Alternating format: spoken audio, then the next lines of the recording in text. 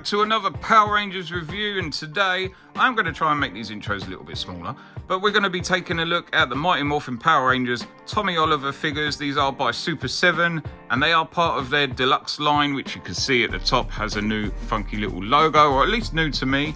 This is the Green Ranger and the White Ranger, and they are in a metallic form. Firstly, I want to say a huge thank you to Ranger Collector 95 on Instagram. I put a little post up in my stories to see if anyone could help me grab these, and I did have a couple of other offers as well, so anyone else who messaged, thanks again for the offer. So we'll take a look at these figures. They are a Hasbro Pulse exclusive. Even if you go onto the Super7 website and you click on these figures, it sends you over that way. So if you're in the US, maybe Canada, I have no idea, but you can grab them from there if you're in the UK or the EU. Unfortunately, they're not going to be available to us, or at least for now. But the boxes are in the style of the vintage figure, and I will compare those later on in the video. But as you can see, if you've been collecting any Power Rangers for any kind of time, these are that sort of style box. So you can see we've got the lightning on the side with the name and the helmets underneath and everything. So very cool figures. So we will take a look at the box. I'm going to push Tommy to the side and we're just going to take a little look at Tommy. And on the top we've got our DX or Deluxe logo. On the front, again, Mighty Morphin Power Rangers logo by Super7. It does say that it's an adult collectible, not a toy, for 14 plus. We've got our figure inside and you can't really see much, you can just see the figure, but there is a couple of weapons in there which we'll show later, telling us inside we get Tommy the White Ranger, and he's showing us at the bottom what we can get. Cool thing about this, if you do display them like that, you've kind of still got it saying Tommy, and you've got a half and half of the helmet at the bottom and it still says Green Ranger, so that's cool. On the back it does just have a story, and they are the same for each figure to my knowledge. Does just say 5 ordinary Rangers have been chosen to save the world from Rita Repulsa and her evil space aliens, and it goes along to talk more about the introduction of the Power Rangers. If you want to read it, you can pause it. A few warning labels and stuff on the bottom. So very simple box, but it does look really nice, does the job very well. So we'll crack these open and let's take a look at the figures.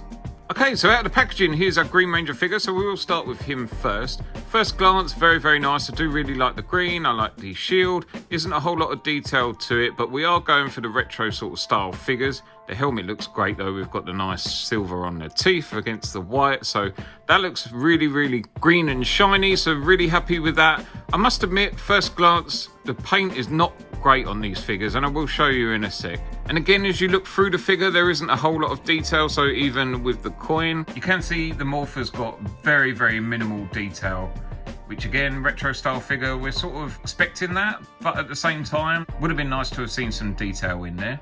Rest of the figure looks great. We've got the white holster on there, which is, these new holsters are a bit odd. I will show you why in a minute. Very stiff figure, and these are almost like they've just sort of been sprayed over, because when you move the figure you can see the paint rubbing off of the joint, so a very odd choice. If that's the only way that they're going to be able to give us that metallic paint, then yeah, whatever. These are definitely inbox collector kind of vibe figures, but pleasant enough to look at.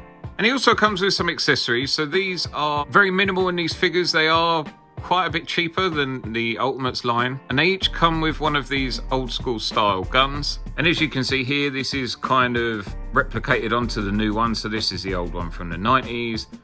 This is the new one from the deluxe figure. And finally, for the accessories, it does come with a dragon dagger. So this again is the same mold as what we've seen before on the Ultimates figures, but it is just unpainted basically. So not a whole lot to it. You can see the coin in there and the details from the figure, and again it is just sprayed grey or silver. And I found this the same with the glow in the dark figure. The dagger doesn't really quite fit in the holster very well, and I don't know if I'm doing this wrong, but there is no separation to be able to sort of pull this out like on the original one and sort of fold it back over. So I guess unless you're gonna shimmy it in to get it in down to here, it pretty much doesn't fit. And moving on to the White Ranger, so straight away we can see he's not white, he is silver. Now the reason I've got a lot of these other figures out is just for comparisons and stuff, so a few people asked me why he was silver and not white. And in the show it was more of a sort of silvery metallic-y colour, but these are based off of retro figures as well. So you can see here in this movie-based figure, they do use silver with like white hands and white boots instead of just like a shiny white or anything like that. So my assumption, which could be wrong, is that due to being based off of more of a retro style, hence the box, I would assume that it is kind of based off of that sort of style figure. But this is the same mold that we've seen in the previous White Ranger, and this definitely has some problems with it. As I showed on the Green Ranger, each time you're kind of moving a joint, it does rub the paint off. And I think that was common on the first series of figures. So you can see there, I've already got a silver chip where you can see the grey underneath. These did come from the US, so it's not like I can just easily send them back. And after this review, he will return to the box. Not overly bothered, and inside the box, they do look a lot better. The gold on the shield's nice, it's less yellow than the other. And again, the helmet does look like it's just sort of sprayed over. You can see it's not exactly perfectly sprayed on there, but if you're thinking of buying these figures and you're going to take them out of the box, perhaps think about just getting the normal ones. I know they are slightly more expensive, but they do come with a lot of different accessories. And he also comes with a white blaster and a retro style saber, so you can see there's a lot less detail in this one. In the face there is practically none. He pretty much doesn't have a face, but again, based on the retro figures, is just painted silver, but it does the job, and it is what we would expected to have seen in the 90s really. Fits in the holster quite well, so this is a lot better than the Dragon Dagger. Okay, moving on to some articulation for the figure. I'm going to be very, very careful and more tell you rather than show you, like I do in some of my other reviews, especially when it is risky, just because I don't want to be pulling off bits of paint, especially when I'm just going to return it back to the box anyway. These are exactly the same as the Ultimate figures, so you can move the head up and down and the full 360. The arms do move out and rotate around. We've got some rotation on the bicep, single joint on the elbow, rotations in the wrist. He also has some articulation in his torso. The legs move up a small amount, they do move back a little bit, they move out quite a bit better than that, and they do have a single joint on the knee. We've got some rotation on the cuff of the boot and some movement in the foot, which does go up and down as well. So if you've bought the Ultimate figures, these are practically the same. There's not really going to be anything too new on that. Okay, some quick comparisons. So you can see we've just got our Lightning Collection figure here. This is more just to show the size difference on these figures. So these are a 7-inch figure, this is a 6-inch figure. Remastered figures are about the same price as what these deluxe figures are coming out at, but of course the Hasbro figures do come with a lot more accessories than these. This size more just to show the difference in the colours and stuff. So this is the Ultimate figure compared to the deluxe. They do appear to use the same mold and stuff like that, which isn't surprising. They are just repaints, aren't they? Just a few different comparisons there. You can also swap around the accessories on these Ultimate figures. So if you want to put the White Ranger Ultimate head sculpt onto this metallic one, you can do that. I should imagine you can swap around the hands as well, because this is all the same body. If you do like this Green Ranger and you want all the accessories, you manage to find another green one cheap, like the glow in the dark or whatever, then you can obviously put the accessories and stuff on there. Here's also a few box comparisons. So these are definitely a retro style box. They are made to match these SDCC exclusive figures. They are by Super7, and they were just a little con exclusive for the reaction figures, so nothing new inside those, but they look great with those, so I had to get them.